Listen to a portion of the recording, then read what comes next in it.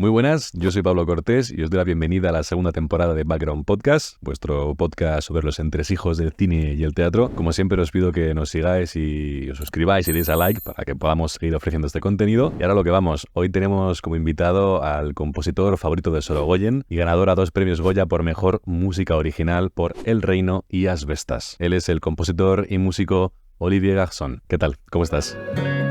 Background Podcast con Pablo Cortés. ¿Qué tal? Muy bien. Muchas gracias por venir, lo primero. Y bueno, creo que vamos a empezar hablando un poco sobre quién es Olivier, de dónde viene, cómo llegó hasta aquí. Pues soy francés, nacido en París, llevo en España desde 16 años ya, 17. Y desde el 2016 o por ahí me estoy dedicando a la música profesionalmente, después de la primera peli que hicimos con Rui. Y A nivel musical, aparte, he estado viendo que no solo, bueno, te traigo en calidad de compositor musical, pero lo que tú dices, tú tienes tu carrera musical propia, que tu nombre es Territoire. sí. Cuéntame un poquito sobre ese proyecto tuyo. Territoire, bueno, es digamos un proyecto personal que va un poco cambiando según los años. Al principio era como una especie de banda un poco rara donde éramos, bueno, más que banda, fue una grabación con muchísima gente, como 12 personas o así. Luego se convirtió en una banda más al uso para poder tocar, sobre todo, que éramos como 3, o bueno, entre 3 y 9, dependía un poco. Luego en el segundo disco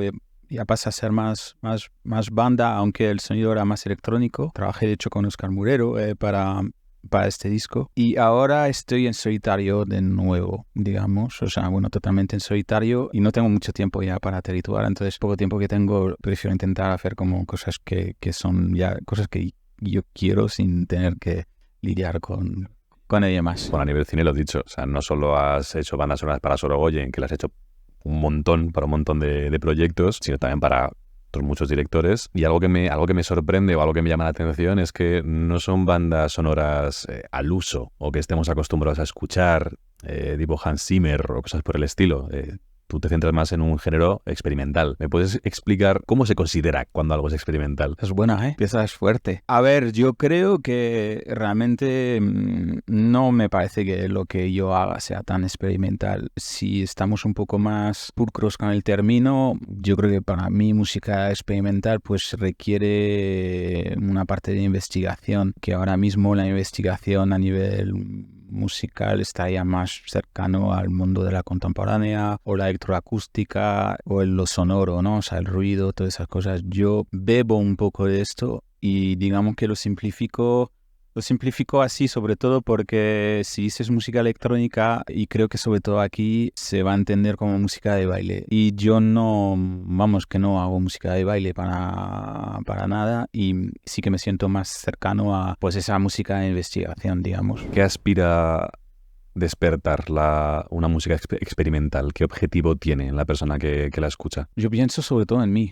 Entonces, es la música que a mí me gusta hacer. O sea, me gusta eso, me gusta la búsqueda, ¿no? La búsqueda de nuevos timbres, de nuevas maneras de hacer, nuevas o no tan nuevas. Pues te digo que no. O sea, si nos ponemos muy, muy estrictos con lo que es novedoso, no sé si lo mío es exactamente eso, pero sí que yo me lo tomo como una investigación, sobre todo de cosas que no sé hacer. O sea, a mí me gusta mucho pues meterme en historias donde tengo que aprender, donde tengo que estudiar un poco para saber qué puedo hacer, ¿sabes? O sea, y es una manera para mí de no aburrirme, no repetirme y no sé, no pienso en el público, la verdad, o sea, es lo que a mí me mola, ya está. Claro, y a quien le guste y lo comparta, pues genial, y a quien no, pues efectivamente, pues también, o sea. Tal cual. Claro, pero siempre tenemos esa, como dices tú, la gente piensa en música y piensa en bailar, o piensa en cerrar los ojos y vivirlo, pero de una forma, como decimos, buscando una melodía concreta con un instrumental y cuando buscas proyectos tuyos, trabajos tuyos, claro, tú te lo pones, cierras los ojos y dices, wow, qué perdido estoy. Desde completa inocencia e ignorancia de decir, joder, o sea, es como que estoy entendiendo algo y percibo algo, pero no estoy acostumbrado, entonces es raro. O sea, me cuesta, pero es como que quiero entenderlo a la vez. Bueno, me parece genial. O sea, yo disfruto de esta parte también, ¿sabes? O sea, que hay algo que... O sea, ese rollo de cerrar los ojos y dejarte como envolver por una atmósfera y tal, creo que es una parte fuerte de mi música, sin duda, más que obviamente melodías y estructuras más típicas. Pero sí, no sé, no lo hago conscientemente, además tampoco demasiado. Tiendo a ser bastante conceptual también, que creo que es una parte importante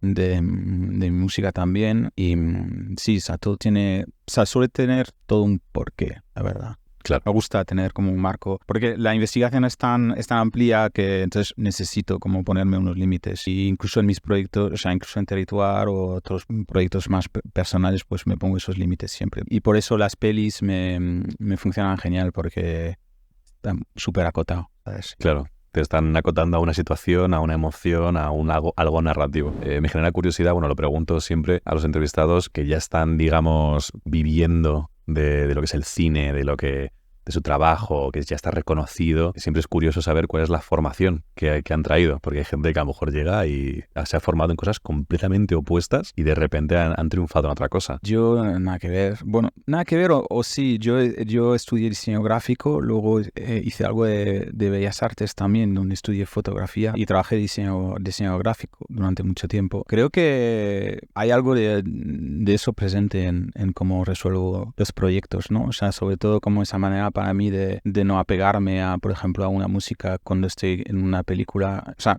apego siempre hay, un poco voy a mentir, pero digamos que creo que ese entendimiento de que tú estás al servicio de una historia, yo creo que me viene mucho por el diseño gráfico. Pero luego en cuanto a música, pues autodidacta total, o sea, no tengo formación clásica y rigurosa, más que aprender, pues sí, bueno, lo que es un autodidacta, ¿no? O sea, buscarte la vida y ya está, o sea, sí. Qué bueno, creo que vamos a pasar ya a todo lo que es bandas sonoras, sabiendo ya un poquito quién eres, de dónde vienes, qué te mueve o qué te interesa. Y preguntaba a lo mejor un poco redundante o un poco tal, pero ¿qué es una banda sonora? Pueden ser muchas cosas. Puede ser ausente también. Eso a lo mejor lo primero que diría que no hace falta para que una peli funcione. Bueno, hablando de música, ¿no? La banda sonora al principio era, ¿no? O sea, sonido y música. La famosa banda esa de la película, ¿no? Te refieres a música, obviamente. Pues eso, es un extra que en algún momento pues creo que puede ser desde discreto a ser esencial y predominante y protagonista. ¿Y qué función cumple? Depende, es que es eso, o sea, el rango es muy amplio, ¿no? Yo creo que en mi caso, o sea, como yo veo las bandas sonoras, o sea, quiero ver que tenga sentido, o sea, que tenga sentido narrativo. Vale. ¿No? Que te cuente algo, que no esté simplemente rellenando algo que ya está en la imagen, sino que intenta aportar como un subtexto o unos matices que a lo mejor no están en la película. Obviamente siempre te encuentras con secuencias donde la música es un poquito más redundante con las imágenes porque tienes que apoyar pues una emoción o una escena de acción, lo típico. Pues ahí es más un apoyo, un refuerzo. Pero a mí me gusta eso, me gustan las bandas sonoras que añaden una dimensión. Que suman. Eso es, que suman y que es muy importante porque no solo la música sino el sonido al final es la mitad de lo que sentimos, ¿no? En una sala, entonces, bueno, que sea para algo valioso, ¿no? Y por eso te digo que si yo no encuentro ese subtexto, ese matiz, pues prefiero que no haya música. Y es una de las cosas también que creo que he hecho que por ejemplo, en Asbestas pues tardamos media hora en tener la primera música. En El Reino no hay música hacia todo el final. O sea, buscamos también esos momentos donde no hay. Mundo procesos. Cuando te llega un director, te pide la banda sonora para su película, ¿cómo empieza el proceso, digamos, creativo? Él llega, te enseña el proyecto o un guión o cómo va. Bueno, depende un poco de cuándo te llaman. Yo por lo general, y he tenido mucha suerte hasta ahora, casi siempre me llaman con bastante antelación, antes de que la película se ruede y con primeras versiones de guión o... ¡Qué suerte! Sí, no es muy común, al parecer. Entiendo que a lo mejor cada vez más sí, no lo sé, pero yo solo casi he vivido esto. Cierto que con Sorogoyen sí que hemos empezado así y seguimos así porque a mí es que me parece fundamental y quiero trabajar así, pero bueno, conozco otros compositores que no les gusta, o sea que hay compositores que prefieren...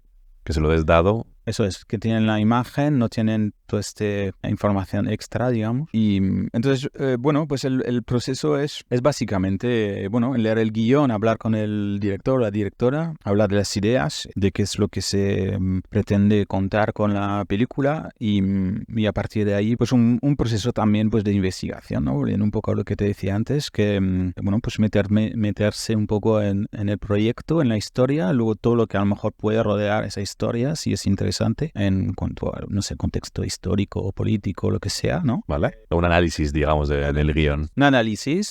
Un análisis y una búsqueda de, no sé, por ejemplo, El Reino, pues estuve escuchando música del Bacalao, de Arte del Bacalao, por ejemplo, ¿sabes? A modo un poco de estudio, bueno, no fue el estudio más agradable que me tocó hacer, pero... Estuvo potente, ¿eh?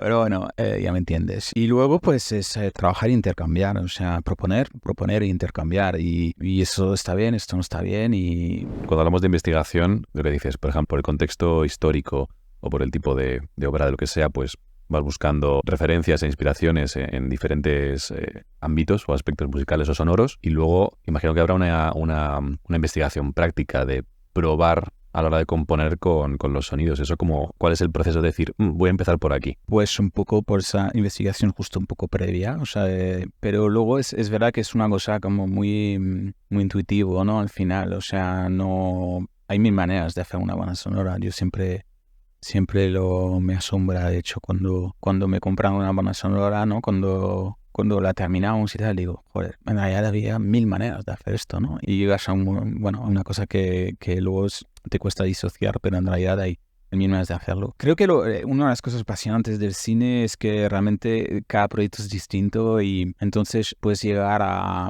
esa elección de la instrumentación o de la paleta de mil maneras distintas. Por ejemplo, en el caso del Reino, era idea de Rui, que tenía muy claro desde el principio que quería máquinas. Dijo, yo solo quiero máquinas y ya está. Y luego, pues, no sé, por ejemplo, si cojo el ejemplo de La Zona, es una serie que hice con Jorge y Alberto Sánchez Cabezudo, que era sobre pues un accidente nuclear, pues ahí pues no sé, no me pidió pues no sé cómo investigar, crear como sonidos muy, no sé, inspirado en esto, ¿no? En esa energía, no sé, sonidos como muy fríos, muy electrónicos, muy agresivos, Sí, muy de central nuclear o muy de... como pocho, como, ¿sabes? Como Industrial, eso es. Y nada, y eso, ¿sabes? Entonces es todo el rato como muy, muy distinto, y yo creo que es una mezcla entre un análisis bastante conceptual de a ver qué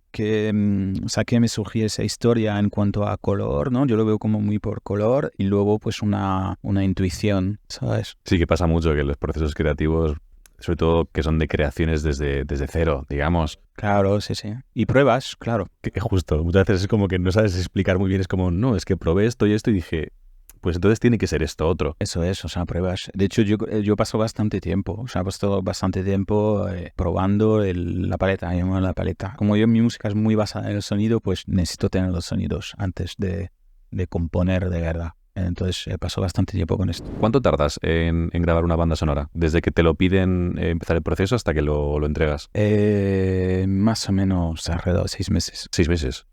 Bueno, en comparación con un disco, por ejemplo, o un álbum, poquísimo tiempo. Es bastante corto, sí. Sí, y los últimos meses, semanas suelen ser muy, muy, muy intensos. Es cierto que a lo mejor los 3 primeros meses, o sea, no estoy a lo mejor 8 horas al día, ¿sabes? Pero ese periodo de investigación lleva su tiempo. Para probar, para pensar, Me gusta mucho empaparme del proyecto, o sea... No sé, yo a lo mejor las dos primeras semanas es ver pelis, es leer libros, es escuchar música.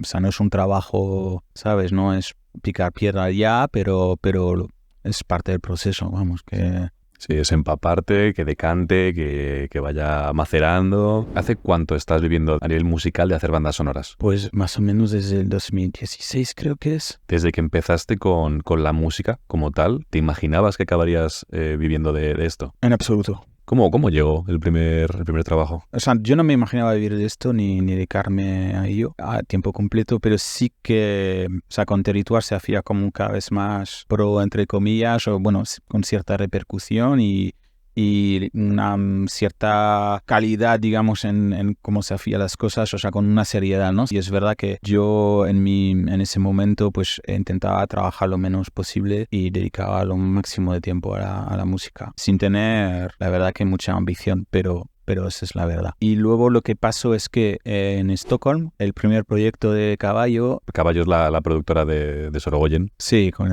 Borja y demás. Y en esa primera peli que sacaron con un crowdfunding, no había música original, pero había pues una serie de temas y había varios temas míos, o sea, había como 4 o 5, y luego había de otros artistas. Y bueno, eso yo creo que fue un poco la primera incursión, digamos, en el cine.